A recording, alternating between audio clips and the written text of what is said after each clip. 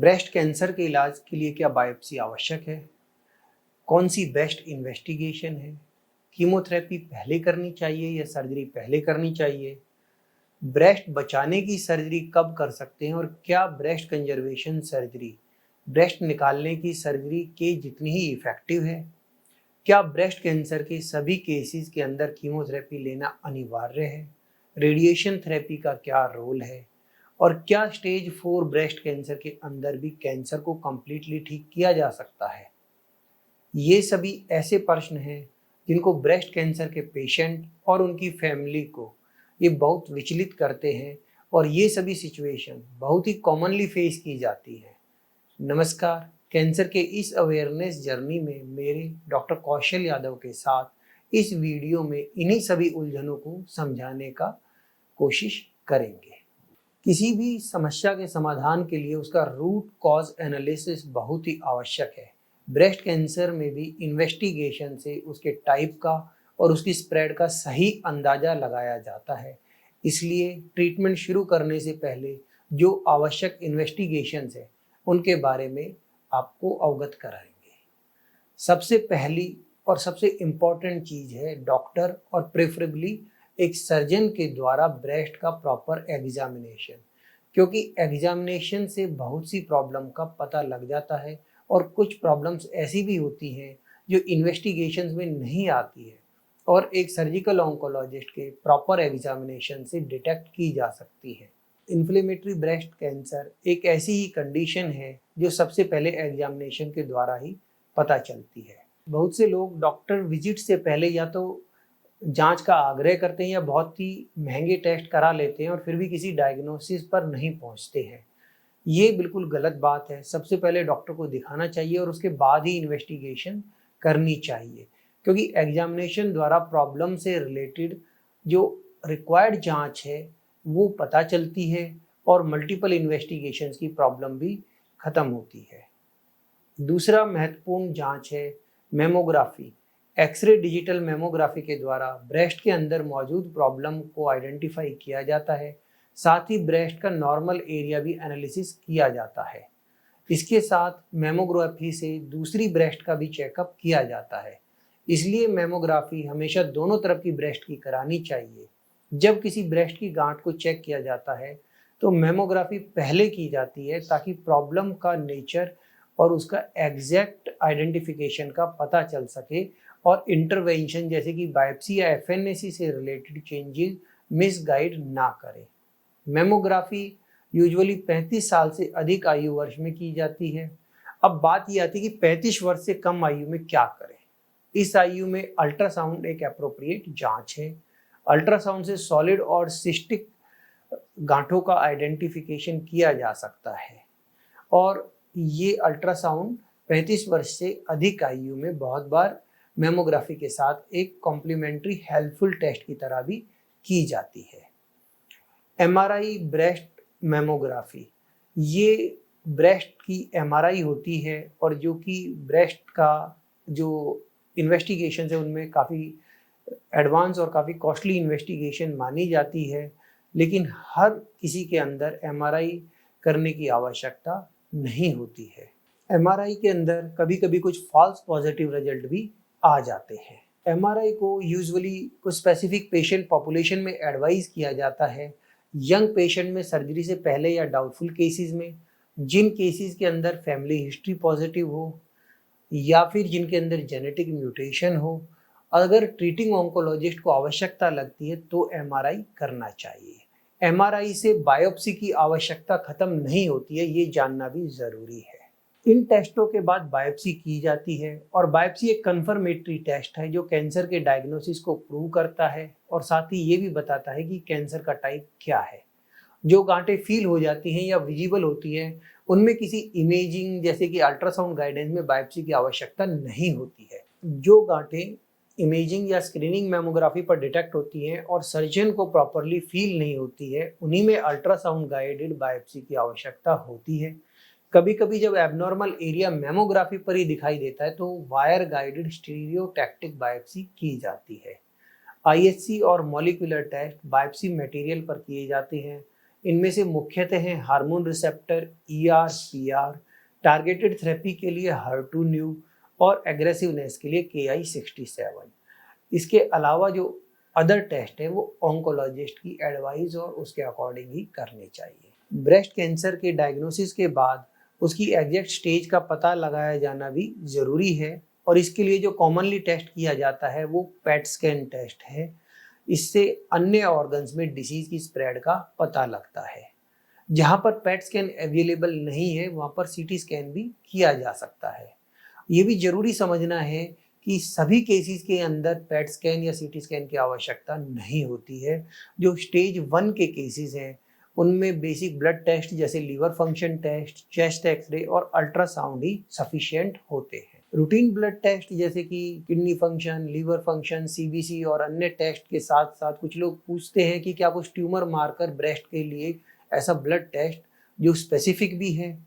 Usually breast cancer में tumour markers commonly नहीं किए जाते हैं, लेकिन कुछ ट्यूमर मार्कर्स जैसे कि CA15-3 और CA27-29 को भी कभी कभी ब्रेस्ट कैंसर में मॉनिटरिंग के लिए किया जा सकता है। क्या आप जानते हैं कि ब्रेस्ट कैंसर की जो सबसे पहली स्टेज है वो स्टेज 0 है और इसके बियॉन्ड ब्रेस्ट कैंसर को 4 स्टेजेस में डिवाइड करते हैं।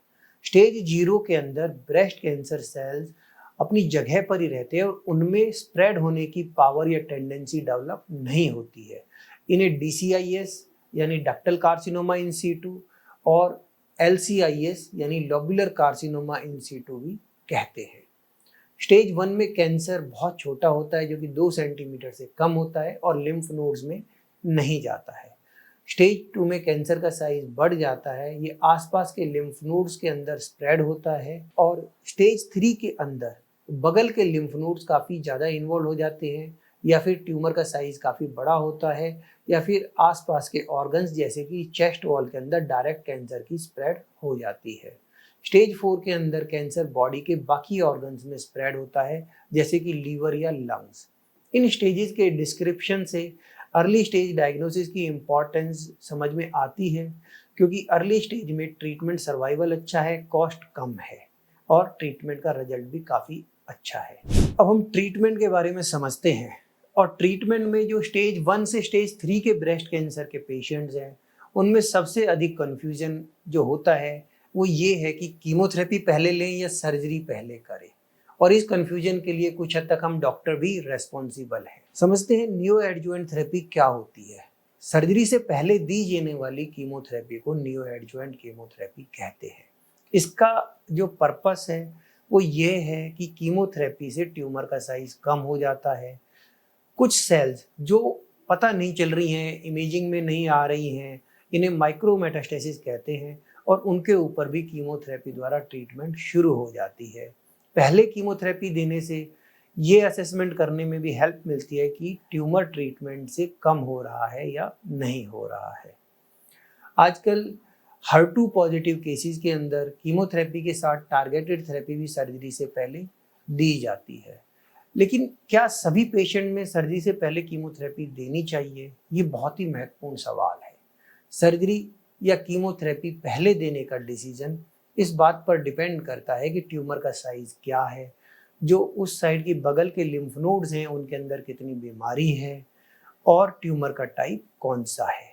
जिन मरीजों में कैंसर का साइज ज़्यादा बड़ा है, जिनकी बगल के लिम्फ नोड्स काफ़ी ज़्यादा इन्वॉल्व हैं या जिनके ब्रेस्ट के ऊपर की स्किन इन्वॉल्व है या इन्फ्लेमेटरी ब्रेस्ट कैंसर है, इन सभी केसेस को हम लोकली एडवांस ब्रेस्ट कैंसर कहते हैं और इन केसेस में पहले कीमोथेरेपी को एडवाइस किया जाता है। बहुत ही सरल तरीके से आप ये समझ सकते हैं कि जो पेशेंट स्टेज 1 और अर्ली स्टेज 2 में हैं उनमें सर्जरी पहले की जानी चाहिए और जो स्टेज 2 एडवांस में है या स्टेज 3 में है उनमें कीमोथेरेपी यूजुअली पहले दी जाती है। कैंसर ट्रीटमेंट में स्टेज से ज़्यादा महत्व किसी भी प्रोग्नोस्टिक फैक्टर का नहीं है। ट्रिपल नेगेटिव ब्रेस्ट कैंसर भी एक एग्रेसिव टाइप का ब्रेस्ट कैंसर माना जाता है, लेकिन स्टेज से ऊपर कोई इम्पॉर्टेंट प्रोग्नोस्टिक फैक्टर नहीं है, चाहे वो किसी भी टाइप का कैंसर हो। यदि पेशेंट स्टेज 1 में है तो उसका प्रोग्नोसिस अच्छा होता है। तो इस महत्वपूर्ण इंफॉर्मेशन से आप समझ गए होंगे कि किन पेशेंट्स को पहले कीमोथेरेपी लेनी चाहिए और किन्हें सर्जरी पहले लेनी चाहिए। सर्जरी ब्रेस्ट कैंसर की मेन स्टे ऑफ ट्रीटमेंट है और जो पेशेंट सर्जरी के लिए जाते हैं उन्हें ये समझना आवश्यक है कि ब्रेस्ट को बचाने का ऑपरेशन, जिसे ब्रेस्ट कंजर्वेशन सर्जरी कहते हैं, वह भी काफ़ी पेशेंट्स के लिए एक उपयुक्त विकल्प है। इसकी सबसे बड़ी एडवांटेज ये है कि एक तो ऑर्गन बचा रहता है और साथ ही यह भी नहीं पता चलता क्या वास्तव में इस तरह के पेशेंट की कोई सर्जरी हुई है, कोई ट्रीटमेंट लिया है। इस ऑर्गन को बचाने वाली सर्जरी को ब्रेस्ट कंजर्वेशन सर्जरी कहते हैं और मॉडिफाइड रेडिकल मैस्टेक्टमी में पूरे ऑर्गन को निकाल दिया जाता है। दोनों ही सर्जरी का क्योर रेट एक जैसा है और इनका रिकरेंस रेट भी समान है। ब्रेस्ट कंजर्वेशन सर्जरी के बाद रेडिएशन थेरेपी लेना अनिवार्य है और मॉडिफाइड रेडिकल मैस्टेक्टमी में रेडिएशन का डिसीजन जब सर्जरी के बाद फाइनल बायोप्सी हिस्टोपैथोलॉजी आती है उस वक्त लिया जाता है।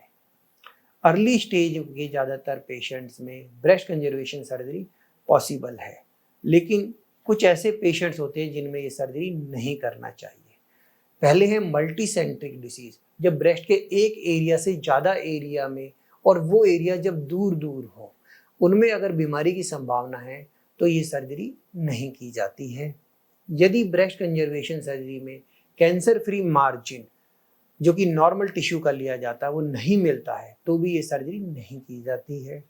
ब्रेस्ट और ट्यूमर का जो अनुपात है यदि सर्जरी के लिए फेवरेबल नहीं है तो भी इस सर्जरी को अवॉइड करते हैं, क्योंकि ब्रेस्ट कंजर्वेशन सर्जरी का पर्पस है सिमेट्रिकल और कॉस्मेटिकली एक जैसे दिखने वाली दोनों ब्रेस्ट को फाइनल रिजल्ट के अंदर उस आउटकम को लेके आना।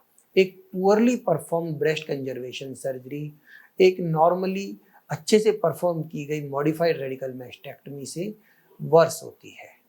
इन्फ्लेमेटरी ब्रेस्ट कैंसर में भी ये सर्जरी नहीं की जाती। अब कुछ लोग इस बात में भी कंफ्यूज होते हैं कि अगर फैमिली हिस्ट्री पॉजिटिव है तो क्या ब्रेस्ट कंजर्वेशन सर्जरी की जा सकती है। ये एक बहुत बड़ा मिथ है कि family history breast conservation surgery को एब्सोल्यूट कॉन्ट्रा इंडिकेट करती है। ब्रेका म्यूटेशन या फिर फैमिली हिस्ट्री पॉजिटिव होने के केस में भी ब्रेस्ट कंजर्वेशन सर्जरी की जा सकती है।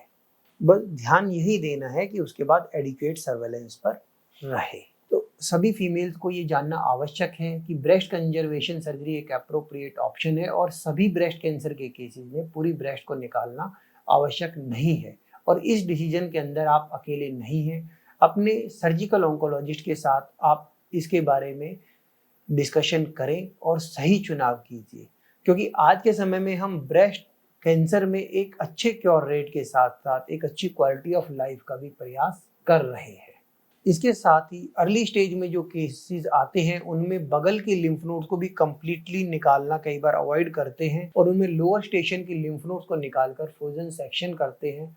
इस प्रक्रिया को सेंटिनल लिम्फ नोड बायोप्सी कहते हैं। जो केसेस ब्रेस्ट कंजर्वेशन सर्जरी के लिए सुटेबल नहीं है, जैसे कि हमने डिस्कस किया है, उन केसेस में प्लास्टिक सर्जरी द्वारा कंप्लीट ब्रेस्ट का रिकंस्ट्रक्शन भी किया जा सकता है। अब एक बहुत ही महत्वपूर्ण सवाल, क्या ब्रेस्ट कैंसर के कुछ ऐसे केसेस भी हैं जिनके अंदर कीमोथेरेपी से बचा जा सकता है? जी हाँ, स्टेज 1 के ब्रेस्ट कैंसर के सभी केसेस के अंदर कीमोथेरेपी जरूरी नहीं है। जो कैंसर 2 सेंटीमीटर से छोटे हैं, जो लो ग्रेड हैं, जिनमें लिम्फ नोड पॉजिटिव नहीं है, जो हार्मोन रिसेप्टर पॉजिटिव है, उन केसेस में काफ़ी हद तक कीमोथेरेपी को अवॉइड किया जा सकता है। इन केसेस के अंदर ब्रेस्ट कैंसर के रिकरेंस को कम करने के लिए कीमोथेरेपी की आवश्यकता को निर्धारित करने के लिए कुछ टेस्ट भी अवेलेबल है, जैसे कि Oncotype DX, EndoPredict, MammaPrint और ISC based Indian test can assist. इन टेस्टों में अगर रिकरेंस रिस्क लो है तो कीमोथेरेपी को अवॉइड किया जा सकता है। बहुत ही फेवरेबल केसेस जो कि 60 वर्ष से कम आयु में हैं, स्ट्रॉन्गली हार्मोन रिसेप्टर पॉजिटिव हैं और लो ग्रेड के ट्यूमर हैं और लिम्फ नोड जिनके नेगेटिव है, उन केसेस में बिना फर्दर किसी टेस्ट के भी कीमोथेरेपी अवॉइड करने का डिसीजन लिया जा सकता है। हार्मोन रिसेप्टर नेगेटिव कैंसर में यदि 0.5 सेंटीमीटर से छोटा कैंसर है तो इंडिविजुअल बेसिस पर कीमोथेरेपी को अवॉइड करने का डिसीजन लिया जा सकता है। ब्रेस्ट कैंसर के ट्रीटमेंट में अब हम जो नेक्स्ट मॉडलिटी है रेडिएशन थेरेपी, उसके रोल के बारे में समझते हैं। रेडिएशन थेरेपी एक ऐसा ट्रीटमेंट है जो ब्रेस्ट कैंसर ट्रीटमेंट में बहुत इंपॉर्टेंट रोल प्ले करता है और फिर भी इसके बारे में बहुत कम अवेयरनेस है। ब्रेस्ट कंजर्वेशन सर्जरी के बाद रेडिएशन थेरेपी देना अनिवार्य होता है और कंप्लीट ब्रेस्ट निकालने की सर्जरी के बाद भी कुछ केसेस में जो हाई रिस्क होते हैं या जिनमें लिम्फ नोड पॉजिटिव होते हैं उनमें रेडिएशन थेरेपी दी जाती है। रेडिएशन थेरेपी एक ऐसी थेरेपी या अस्त्र की तरह है जो कैंसर सेल्स को जलाकर खत्म कर देता है और कैंसर कंट्रोल के लिए कहता है कि कैंसर सेल्स यहाँ नहीं आ सकते क्योंकि यहाँ मैं हूँ। स्टेज 4 ब्रेस्ट कैंसर का मुख्य ट्रीटमेंट है कीमोथेरेपी और हार्मोन थेरेपी या टारगेटेड थेरेपी, लेकिन कुछ ऐसे केसेस भी हैं जिनके अंदर क्यूरेटिव सर्जरी भी की जा सकती है और स्टेज 4 ब्रेस्ट कैंसर को कम्प्लीटली क्योर किया जा सकता है। ये केसेस वो होते हैं जिनमें लिमिटेड ऑर्गन्स के अंदर ब्रेस्ट कैंसर की स्प्रेड होती है, जिसे मेटास्टेसिस कहते हैं, और इस तरह की डिसीज को ओलिगोमेटास्टैटिक ब्रेस्ट कैंसर कहते हैं। ब्रेस्ट के अंदर जो कैंसर है और जो मेटास्टेसिस है उन दोनों को ही कम्प्लीटली ठीक करने पर यह पर्पस सर्व होता है। ब्रेस्ट के लिए यूजुअली सर्जरी की जाती है और मेटास्टेसिस को निकालने के लिए मेटास्टेटेक्टमी सर्जरी, रेडियो फ्रीक्वेंसी एब्लेशन या रेडियोथेरेपी द्वारा कम्प्लीटली क्योर किया जाता है। इस वीडियो के माध्यम से ब्रेस्ट कैंसर की ट्रीटमेंट में फेस होने वाली आम समस्याओं और डिफ़िकल्ट सिचुएशंस के बारे में आज हमने आप सभी से डिस्कस किया। आशा है ये जानकारी आप सभी के लिए उपयोगी सिद्ध होगी और एक सही डिसीजन लेने में हेल्पफुल रहेगी। Thank you.